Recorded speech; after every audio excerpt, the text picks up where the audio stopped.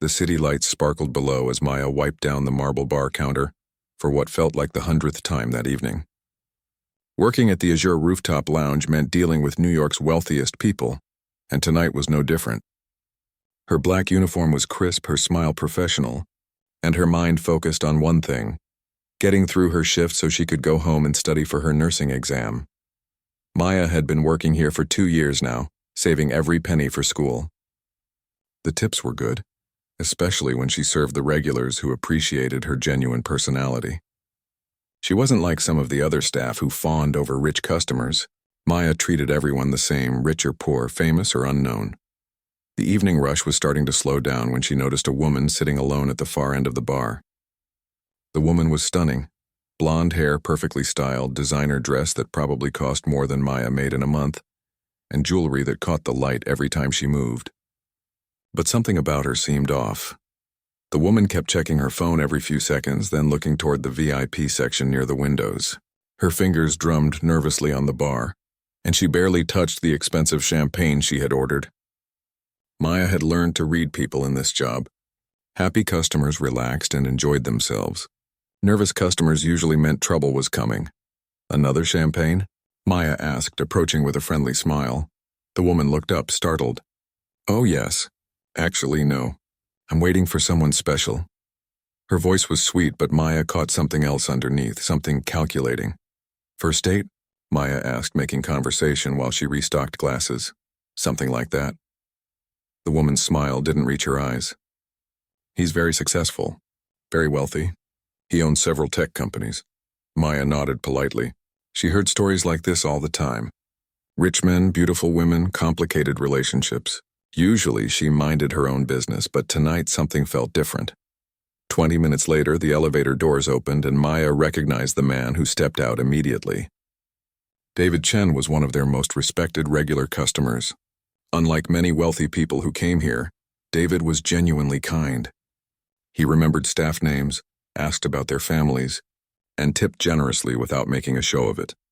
David had built his fortune from nothing, starting with a small software company in his garage and turning it into a billion-dollar empire.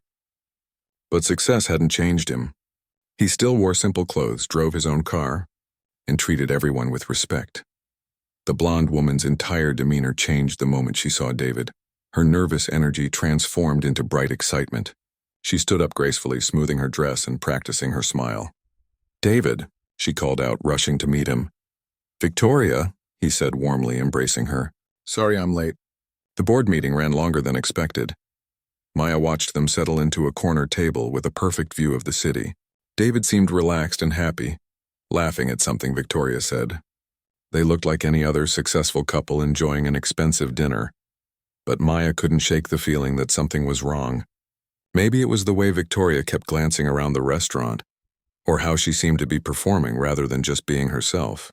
Maya had seen enough fake relationships in this place to recognize the signs. As the evening progressed, Maya found herself paying attention to their table. David was clearly smitten. He listened intently when Victoria spoke, held her hand across the table and looked at her like she was the most fascinating person in the world. Victoria played her part perfectly, giggling at his jokes, touching his arm, gazing into his eyes. Around 9 o'clock, David's phone buzzed.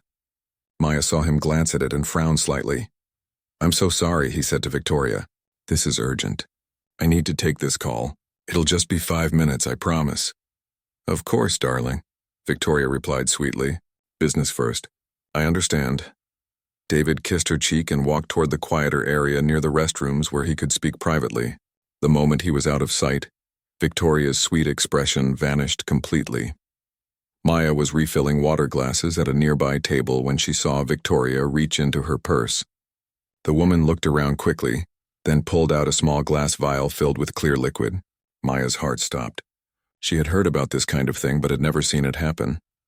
Victoria twisted the cap off the vial and leaned toward David's wineglass. Maya realized what was about to happen and knew she had to act fast. Without thinking about the consequences, she grabbed a water pitcher and walked quickly toward their table.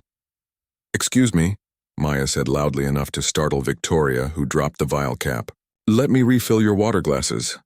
Victoria's hand froze over David's wine glass, the vial still in her fingers. For a moment they stared at each other, and Maya saw fear flash across Victoria's face. "I don't need any water," Victoria said, trying to sound normal, but her voice was shaky. Maya leaned closer, pretending to reach for Victoria's water glass, and whispered urgently, "Don't let him drink that wine. You put something in it and I saw everything." Victoria's face went pale. "I don't know what you're talking about." "I saw the vial," Maya continued quietly. "I know what you're trying to do. This is serious. People go to prison for this." Victoria looked around desperately, realizing she was trapped.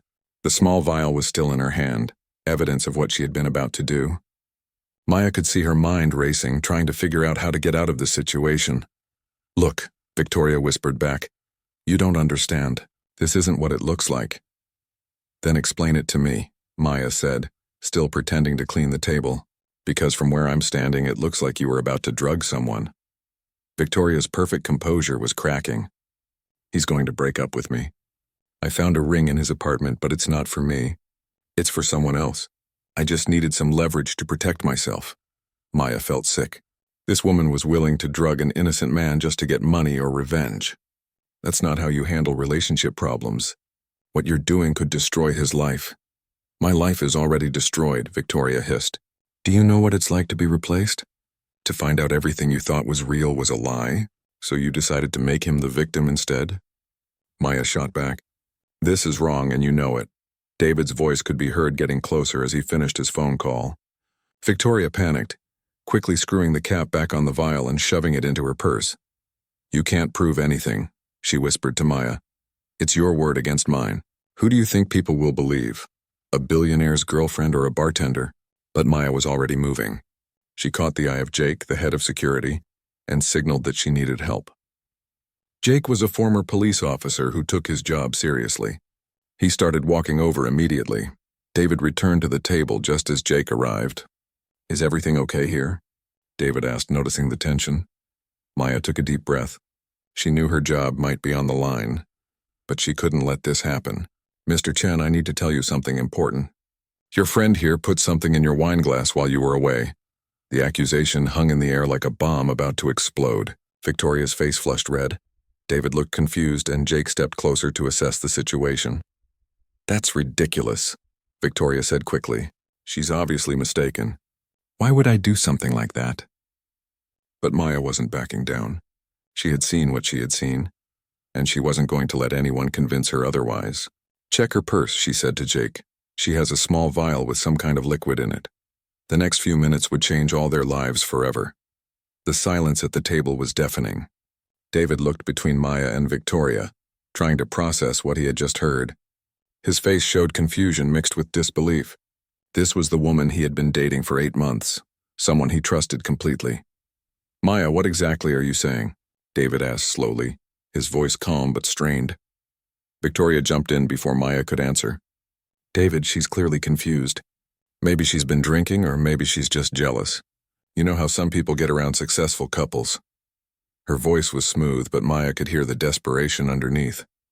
Jake, the security guard, stepped closer. "Ma'am, we take these accusations very seriously. Would you mind if we checked your purse?" "This is outrageous," Victoria said, clutching her designer handbag tighter. "I'm not some criminal." "David, tell them this is ridiculous." But David was studying Victoria's face carefully. After years of building his business, he had learned to read people. Something in Victoria's expression didn't match her words. "Victoria, if there's nothing to hide, just show them your purse.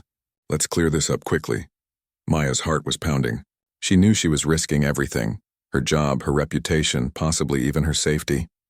But she couldn't stand by and watch someone get hurt when she could prevent it. "I saw her take out a small glass bottle while you were on your phone call," Maya explained to David. "She was about to pour something into your wine glass when I interrupted her." Victoria's perfect makeup couldn't hide the sweat forming on her forehead. "This is insane. Why would I do something like that to someone I love?" "That's what we're trying to figure out," Jake said firmly. "Ma'am, I'm going to need to see inside that purse."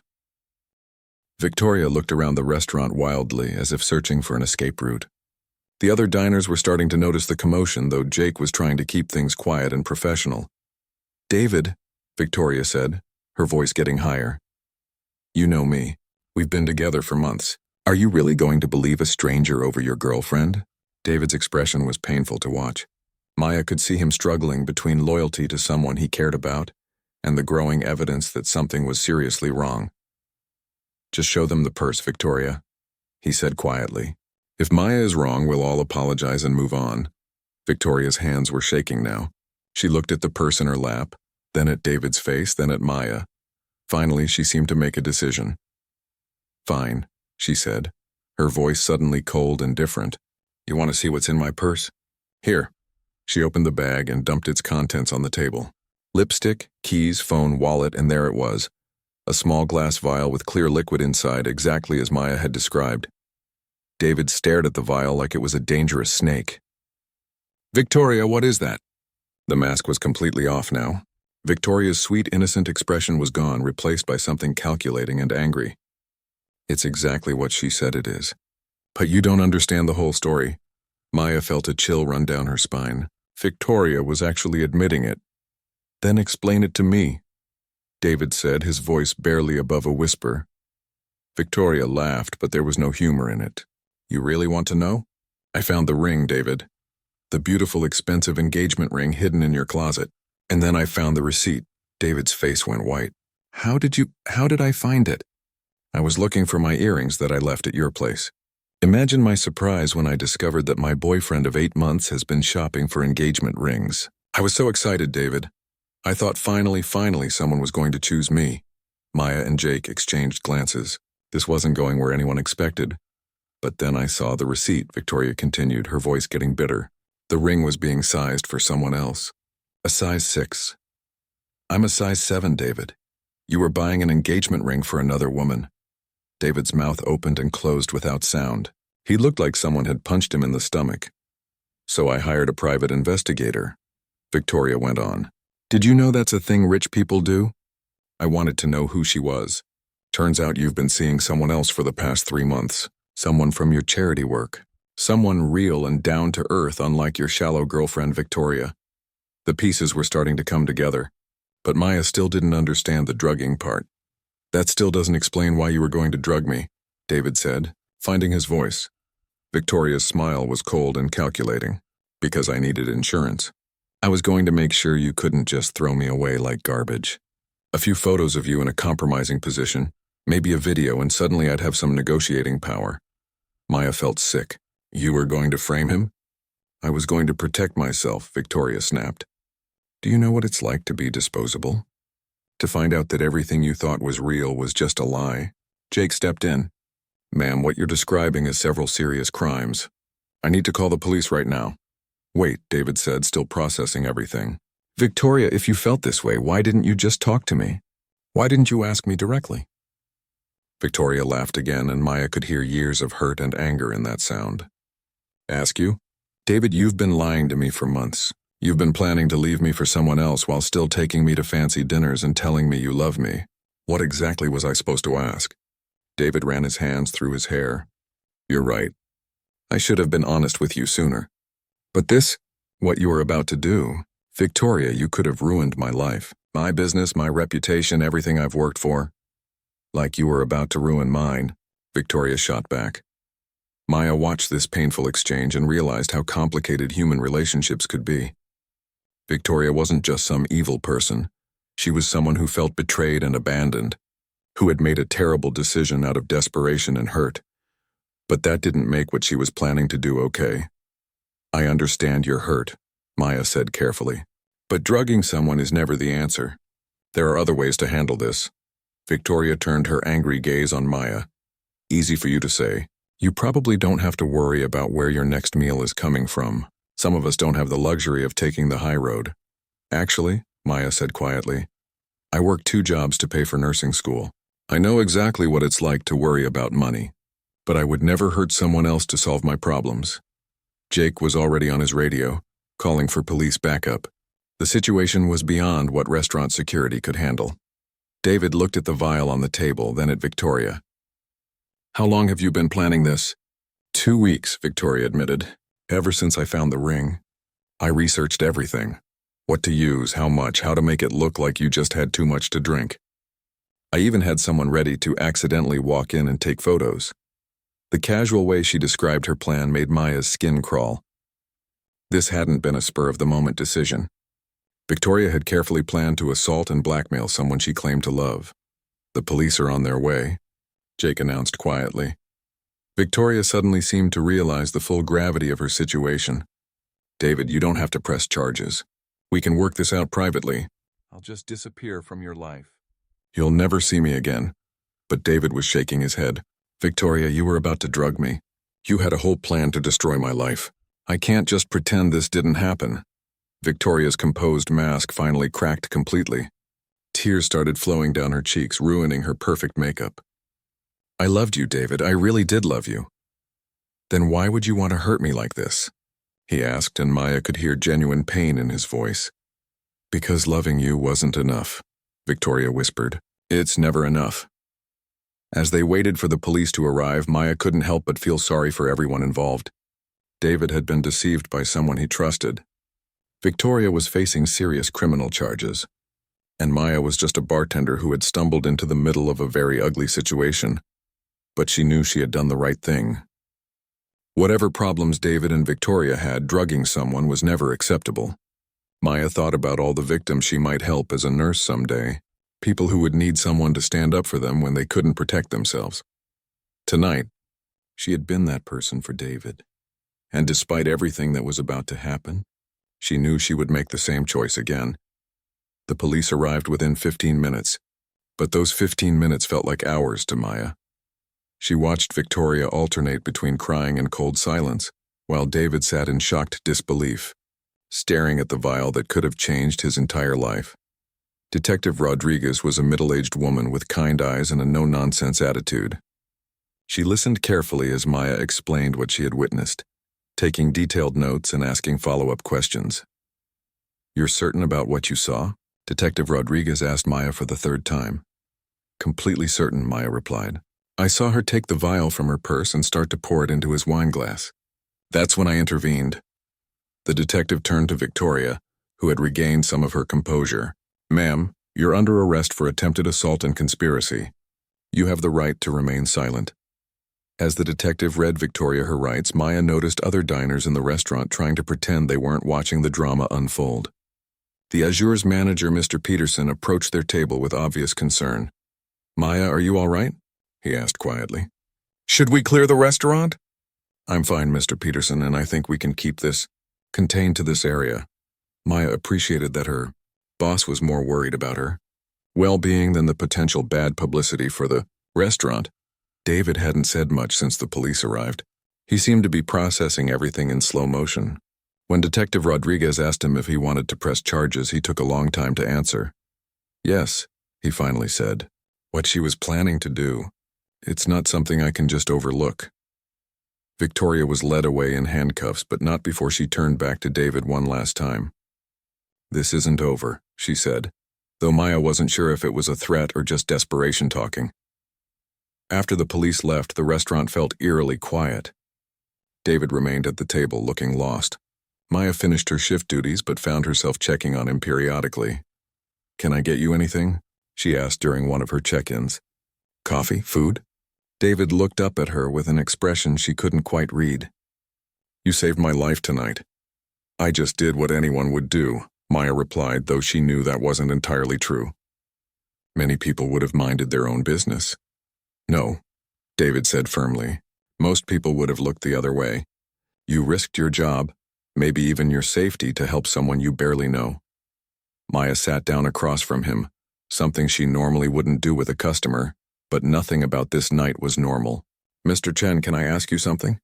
"David, please, just call me David." "David, did you really have no idea what she was planning?" David was quiet for a long moment. "I knew something was off recently. She'd been asking weird questions about my schedule, my business meetings. She seemed more interested in my financial affairs than usual, but I thought maybe she was just trying to understand my world better." "What about the other woman she mentioned? The one you were supposedly buying the ring for?" David's face flushed slightly. "That's complicated. Yes, there is someone else. Someone I met through my charity work, but I was trying to end things with Victoria properly before pursuing anything serious. I didn't want to hurt her." Maya nodded. Sometimes trying to protect people from the truth ends up hurting them more. You sound like you speak from experience. Maya thought about her own life, working multiple jobs, struggling to pay for school, watching her mother sacrifice everything for Maya's education. I've learned that honest problems are easier to deal with than secret ones. Over the next hour, as the restaurant emptied and Maya finished closing duties, she and David continued talking. She learned that despite his wealth, David struggled with trusting people's motives. He never knew if someone liked him for himself or for his money. That's why Victoria's betrayal hurt so much, he admitted. I thought I had finally found someone who cared about me, not my bank account. Finding out it was all manipulation. It makes me question everything. Maya understood. But you can't let one person's actions make you stop trusting everyone. Easy for you to say. You proved tonight that good people still exist. Maya laughed softly. I'm not perfect, David. I make mistakes like everyone else. I just try to do the right thing when it matters. As Maya was getting ready to leave, David approached her with something in his hand. I know this might seem inappropriate given everything that happened tonight, but I wanted to give you this. It was a business card with his personal contact information. If you ever need anything, a job reference, help with school, anything at all, please don't hesitate to call me. Maya looked at the card, then at David. That's very kind, but I don't want you to feel like you owe me anything. I don't feel like I owe you. I feel grateful to you. There's a difference. The next few weeks were strange for Maya. She had to give multiple statements to the police as they built their case against Victoria. It turned out that Victoria's plan had been even more elaborate than anyone realized. Detective Rodriguez called Maya with updates as the investigation progressed. Victoria had hired a private investigator, rented a separate apartment under a fake name, and even had fake social media accounts ready to spread rumors about David if her plan had worked. She had backup plans for her backup plans, the detective told Maya. This wasn't a crime of passion. It was carefully calculated. Maya learned that Victoria wasn't even her real name. She was actually Christine Walsh, and she had tried similar schemes with wealthy men in other cities. David wasn't her first target, just her most successful one. The most disturbing discovery was that Victoria had been secretly recording her conversations with David for months, looking for anything she could use against him. She had also been photographing documents in his home office, possibly planning to sell business secrets if the blackmail plan failed. David started coming to the Azure more frequently, but Maya noticed he seemed different. More cautious, less trusting. He was polite to everyone but kept his distance emotionally. One evening, about a month after the incident, David approached Maya during a quiet moment at the bar. How are you holding up with all this legal stuff? He asked. It's a lot, Maya admitted. I've never been involved in anything like this before. Sometimes I wonder if I did the right thing. David's expression was serious. Maya, you absolutely did the right thing. Do you know what would have happened if you hadn't intervened? Maya had thought about it many times, but she let David continue. She would have drugged me, taken compromising photos, and then spent years blackmailing me. My reputation would have been destroyed, my business damaged, and I would have been trapped in a nightmare. You prevented all of that. But you're still dealing with the aftermath, Maya pointed out. The legal proceedings, the media attention, having to relive it all. That's temporary, David said. What Victoria was planning would have lasted forever. Maya appreciated his perspective, but she still felt the weight of how her actions had changed multiple lives. She had been thinking a lot about choices lately, how one moment of courage or cowardice could alter everything. Can I ask you something? David said, interrupting her thoughts. Of course. Why nursing? What made you choose that field? Maya smiled. I want to help people when they're most vulnerable. In hospitals, people are scared and hurting, and they need someone who will advocate for them, someone who will pay attention to the details that could make the difference between life and death. David nodded slowly. Like what you did for me. I guess so. I never thought about it that way. You saw something wrong and refused to ignore it even when it would have been easier to look away. That's exactly what a good nurse does. Their conversation was interrupted by Maya's manager, who needed her help with something in the kitchen. But as she walked away, Maya realized that David was right. What she had done that night wasn't just about stopping a crime. It was about protecting someone who couldn't protect himself. And that, she thought, was exactly the kind of person she wanted to be, both as a nurse and as a human being. The trial was still months away, But Maya was already learning an important lesson about doing the right thing. It wasn't always easy, and it didn't always lead to simple, happy endings. But it was always worth it, because it meant you could look at yourself in the mirror and know you had chosen courage over comfort. And sometimes, that was enough. 3 months had passed since that dramatic night at the Azure, and Maya's life had settled into a new normal. The initial media attention had died down, though she still occasionally received messages from strangers who had heard her story. Some called her a hero, others questioned her motives, and a few even suggested she had set up the whole situation for personal gain. Maya tried to ignore the negative comments, but they still hurt. She had never asked for attention or recognition. She had simply done what felt right in the moment. David had become a regular presence at the restaurant, though their interactions remained professional and friendly. Maya noticed he seemed more guarded now, less open with other customers. The betrayal had clearly affected him deeply. One evening, during a particularly slow Tuesday shift, David approached the bar with an unusual request. "Maya, I know this might sound strange, but I've been working on something, and I could use your input." Maya looked up from the glasses she was polishing. "My input on what?" "A safety program. For restaurants and bars, training staff to recognize dangerous situations like what happened with Victoria." Maya set down the glass she was holding. "That's actually a really good idea. A lot of servers and bartenders see things but don't know what to do about them." "Exactly. I've been researching it for weeks, but I need someone with real experience to help me understand what would actually be useful versus what sounds good on paper." Maya was intrigued. "What kind of training are you thinking about?" David pulled out his phone and showed her some notes. Basic things like recognizing the signs of drink tampering, how to intervene safely, who to contact for help. "But I want to make sure it's practical, not just theoretical." "Have you talked to any other service industry workers about this?" "A few, but they all know who I am. I think they're telling me what they think I want to hear. You're the only person who's been completely honest with me from the beginning." Maya considered this. The idea was genuinely helpful, and she had often wondered if there were better ways she could have handled that night. "I'd be willing to help, but I don't know how much expertise I really have." "You have more than you realize," David said. "You saw something wrong, trusted your instincts, and took action. That's exactly what we want to teach people to do." Over the following weeks, Maya found herself meeting with David regularly to work on the training program.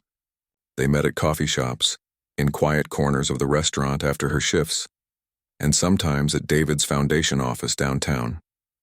Maya was surprised by how normal David was outside of his business persona. He was funny, asking thoughtful questions and genuinely interested in her opinions. He treated her ideas with the same respect he would give to any expert consultant. "You know," Maya said during one of their planning sessions, "I think the hardest part isn't recognizing dangerous situations. It's finding the courage to speak up." "What do you mean?" Maya thought about her own experience. "I almost didn't say anything that night. I kept thinking, what if I'm wrong? What if I lose my job? What if Victoria is just putting vitamins in his drink? It would have been so much easier to just look the other way." David leaned forward, interested. "But you didn't look away. What made you decide to act?" "I thought about how I would feel if something happened to you and I had done nothing to prevent it. The regret would have been worse than any consequences of speaking up." David was quiet for a moment. "You risked everything for someone you barely knew." "I risked my job," Maya corrected. "You risked your life even if you didn't know it at the time." As they worked together, Maya began to see a different side of David. He was passionate about using his resources to help others, but he was also lonely. The Victoria situation had made him even more cautious about trusting people. "Can I ask you something personal?" Maya said one afternoon as they reviewed training materials.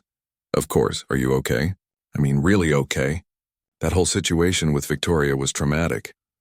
David looked surprised by the question. "Most people ask about my business or my foundation. No one asks if I'm okay." "Well, I'm asking," David sighed. "Honestly? Some days are better than others. I keep wondering how I could have been so wrong about someone. It makes me question my judgment about everything."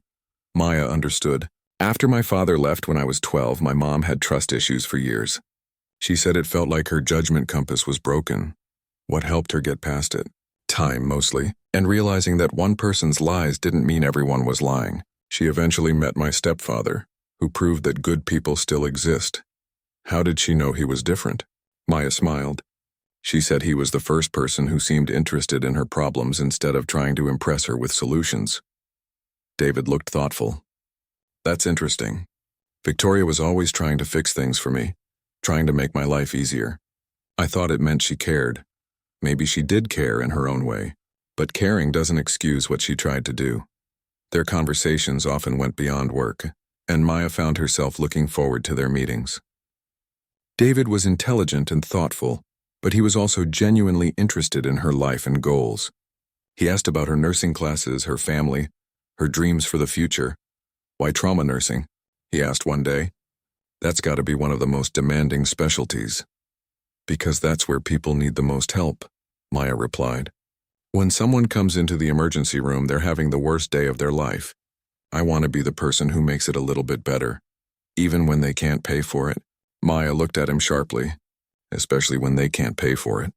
Medical care shouldn't depend on how much money you have. David smiled. I'm not disagreeing with you. I'm just impressed by your commitment. As the training program took shape, Maya realized how much David valued her input. He incorporated her suggestions, listened to her concerns, and treated her as an equal partner in the project. You know, he said one evening as they finished reviewing the final curriculum, this program is going to help a lot of people. You should be proud of what we've created. We created, Maya emphasized. This was your idea, but you made it real. You gave it heart. Maya felt a warmth in her chest that had nothing to do with the coffee she was drinking. Working with David had been one of the most fulfilling experiences of her life, and not just because of the program they were creating. David, she said carefully, can I ask you something? Always. That ring Victoria mentioned, the one she found in your apartment. What happened with that? David's expression became sad. I returned it. The relationship I was considering. It didn't feel right anymore. After everything that happened, I realized I was trying to rush into something new, instead of dealing with my trust issues. Maya nodded. That was probably smart, was it? Sometimes I wonder if I'm using what happened with Victoria as an excuse to avoid getting close to anyone. Are you? David thought for a long moment. Maybe. It's hard to tell the difference between being cautious and being scared. Maya understood that feeling better than she let on. Over the past few months, she had developed feelings for David that went beyond friendship and professional respect. But she was afraid to acknowledge them even to herself. David was wealthy, successful, and could have anyone he wanted. Maya was a bartender putting herself through nursing school. The gap between their worlds felt insurmountable, even though David never made her feel inferior. For what it's worth, Maya said, I think you're one of the most genuine people I've ever met. Whatever trust issues you're working through, don't let them make you give up on connecting with people. David looked at her intently. What about you? Do you ever worry about trusting the wrong person? Maya felt her heart skip. Every day, but I've learned that the risk of being hurt is usually worth it if there's a chance of finding something real. They sat in comfortable silence for a moment, both lost in their own thoughts. Maya wondered if David could sense the feelings she was trying to hide. She wondered if he had feelings for her too, or if she was just imagining the connection between them. What she didn't know was that David was wondering the exact same things about her. As they packed up their materials and prepared to leave, David hesitated. Maya, would you like to have dinner sometime? Not for work, just dinner? Maya's heart raced. Like a date? If you want it to be.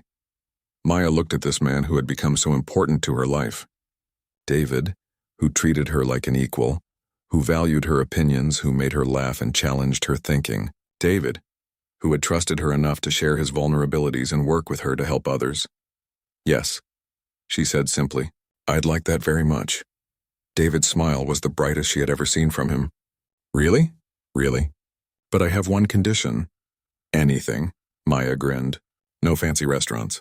I want to go somewhere normal where we can just be ourselves. David laughed. I know just the place. 6 months later, Maya stood in the courthouse hallway adjusting her simple black dress and trying to calm her nerves. Today was the day Victoria would be sentenced, and Maya was required to testify about what she had witnessed that night at the Azure. David stood beside her, offering quiet support. Their relationship had blossomed slowly and carefully over the past few months.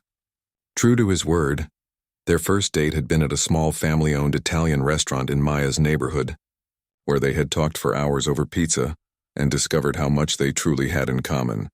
"You ready for this?" David asked, squeezing her hand gently.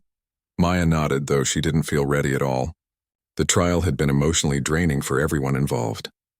Victoria had pleaded guilty to attempted assault and conspiracy, but not before her lawyer had tried to paint Maya as an opportunist who had staged the whole incident to get close to a wealthy man. The accusations had been painful, even though Maya knew they weren't true.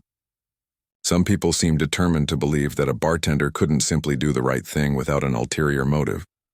"Ms. Rivera," the prosecutor approached them. "We're ready for your testimony." Maya took a deep breath and walked into the courtroom. Victoria sat at the defendant's table, looking very different from the glamorous woman Maya remembered. Her hair was pulled back simply, her makeup minimal, and she wore a conservative gray suit that made her look younger and more vulnerable. When their eyes met briefly, Maya saw something unexpected in Victoria's expression, not anger or defiance, but what looked like regret. Maya's testimony was straightforward. She described what she had seen, what she had done, and why she had made the decision to intervene. The defense attorney tried to suggest that Maya had misunderstood what Victoria was doing, but Maya's account was clear and consistent. "Ms. Rivera," the prosecutor said, "do you regret your decision to get involved that night?" Maya looked at David, then at Victoria, then back at the prosecutor. "No, I don't regret it. I would make the same choice again. Even knowing the consequences? The media attention, the legal proceedings, the disruption to your life? Even knowing all of that," Maya confirmed. "Because the alternative, knowing I could have prevented someone from being hurt and choosing not to, would have been much worse." When the defense attorney cross-examined her, he focused on Maya's relationship with David. "Isn't it true, Miss Rivera, that you're now romantically involved with Mr. Chen?" "Yes," Maya answered honestly. "And isn't it convenient that your act of heroism led to a relationship with a billionaire?" Maya felt her temper flare, but she kept her voice calm. "Our relationship developed months later, as we worked together on a safety program for restaurant workers. It has nothing to do with what happened that night, but you must admit it's quite a coincidence." "The only coincidence," Maya said firmly, "is that someone I helped turned out to be someone worth knowing. But I would have done the same thing regardless of who was being targeted." When it was Victoria's turn to speak, she surprised everyone by asking to address Maya directly. "Your Honor, may I speak to Ms. Rivera?" The judge allowed it, and Victoria turned toward Maya with tears in her eyes. "Maya, I want you to know that I don't blame you for what happened to me. You were right to stop me. What I was planning to do was terrible, and I'm grateful you prevented me from going through with it." Maya was stunned by the apology. She had expected anger, denial, or manipulation, not genuine remorse. "I was hurting and scared," Victoria continued, "but that doesn't excuse what I tried to do. You probably saved my life as much as you saved David's, because if I had gone through with my plan, I would have destroyed any chance I had of becoming a better person." The judge sentenced Victoria to 2 years in prison, followed by probation and mandatory counseling. It was less than the maximum sentence, partly because of her guilty plea and apparent remorse. As they left the courthouse, Maya felt emotionally drained but also relieved. This chapter of her life was finally closing. "How do you feel?" David asked as they walked to his car. "Sad, mostly," Maya admitted. Not sad that Victoria was held accountable, but sad about how everything happened. She wasn't evil, just desperate and making terrible choices. David nodded. "I've been thinking about that a lot. How different things might have been if I had been honest with her from the beginning, instead of trying to spare her feelings." "You can't blame yourself for her actions," Maya said firmly. "She chose to respond to hurt with violence. That's on her, not you." Over the following weeks, Maya tried to return to normal life, but normal looked very different now.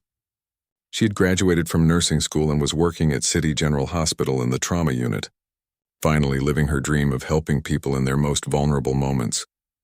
David had expanded the restaurant safety program they had developed together into a nationwide initiative. Maya often spoke at training sessions, sharing her experience and encouraging other service workers to trust their instincts. Their relationship had deepened through all the challenges. David had met Maya's family and was surprised by how quickly they accepted him. Maya's mother, Rosa, treated him like any other boyfriend, asking about his intentions and making sure he understood how special her daughter was.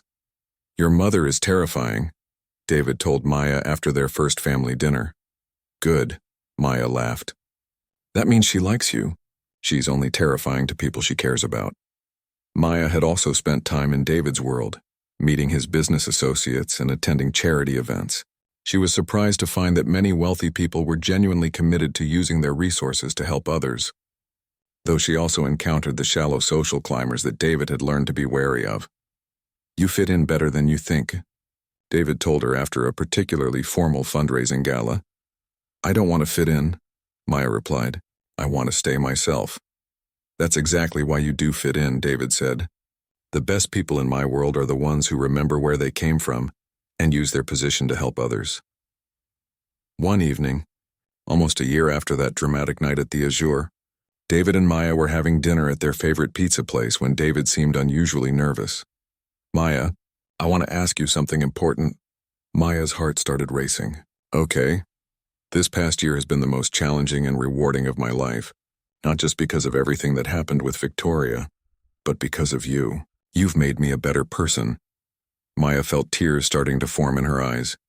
"You've taught me that real love isn't about trying to impress someone or fix their problems," David continued. "It's about accepting who they are and supporting their dreams. It's about choosing someone whose character you admire, whose values match yours, and whose company makes you want to be your best self." David reached into his jacket pocket and pulled out a small velvet box. "Maya Rivera, will you marry me?" Maya looked at the ring, simple, elegant, and sized perfectly for her finger. Then she looked at David's face, seeing nervousness and hope and love all mixed together. "Yes," she said, laughing and crying at the same time. "Of course, yes." As David slipped the ring onto her finger, Maya thought about the strange journey that had brought them to this moment. A split-second decision to speak up about something that was wrong had changed both of their lives in ways they never could have imagined. "Can I tell you a secret?" Maya said as they held each other in the middle of the pizza restaurant while other diners smiled and applauded. "Always. That night at the Azure, when I decided to intervene, I wasn't just thinking about protecting you. I was thinking about the kind of person I wanted to be. Someone who stands up for what's right even when it's difficult." David kissed her forehead. "And that's exactly the kind of person I want to spend my life with." Their wedding 6 months later was small and intimate, held in the hospital chapel where Maya worked. Victoria sent a letter from prison, congratulating them and thanking Maya again for preventing her from making an even bigger mistake. In her wedding toast, Maya said something that surprised many of the guests. "I want to thank Victoria for inadvertently bringing David and me together. While I would never recommend her methods, sometimes the most beautiful things grow from the most difficult situations." David's toast was simpler. "To Maya, who taught me that the best relationships aren't built on what you can do for each other, but on who you choose to be together." As they danced their first dance as husband and wife, Maya reflected on how one moment of moral courage had led to a lifetime of love. She thought about all the patients she would help as a nurse, all the people their safety program would protect, and all the ways their partnership would make the world a little bit better. Sometimes, Maya realized doing the right thing doesn't just prevent something bad from happening. Sometimes it creates something beautiful that wouldn't have existed otherwise, and that, she thought as David spun her around the dance floor, was the most powerful reason of all to choose courage over comfort, truth over convenience, and love over fear.